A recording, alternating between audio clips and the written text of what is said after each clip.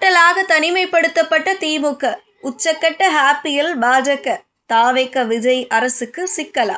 தமிழக முதலமைச்சர் விஜயின் அதிகாரப்பூர்வ டெல்லி பயணம் மாநில அரசியலில் புதிய பரபரப்பை கிளப்பியுள்ளது. நிதி ஆதாரம் மற்றும் கல்வி திட்டங்கள் தொடர்பாக அவர் மேற்கொள்ளும் இந்த முக்கிய சந்திப்புகள் புதிய கூட்டணி கணக்குகளுக்கு வழிவகுத்துள்ளன.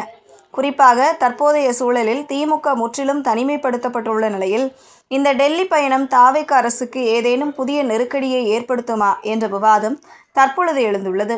மூத்த பத்திரிகையாளர் மணி ஒரு சேனலுக்கு பேட்டி தந்துள்ளார். அந்த பேட்டியில் பேசும்போது, பெரிய அளவிலான நிதி ஆதாரங்களுக்கு நாம் எப்போதும் மத்திய அரசைத்தான் நம்பி இருக்கிறோம். எனவே மாநிலத்தில் யார் ஆட்சிக்கு வந்தாலும் அவர்கள் முதலில் டெல்லிக்கு சென்று குடியரசுத் தலைவர், துணை குடியரசுத் தலைவர் மற்றும் பிரதமர் ஆகியோரை சந்திப்பது வழக்கம். இது ஒரு முறையான மரியாதை நிமித்தமான சந்திப்பு மட்டுமே. அதன் பிறகு விஜய் அவர்கள் என்னென்ன கோரிக்கைகள் அடங்கிய மனுவை அவர்களிடம் கொடுக்கிறார் என்பதை நாம் பார்க்க வேண்டும். மத்திய அரசின் தரப்பிலிருந்து சில திட்டங்களை செய்யச் சொல்வார்கள். அதை அவர் எந்த அளவுக்கு செய்கிறார் என்பதையும் நாம் கவனிக்க வேண்டும்.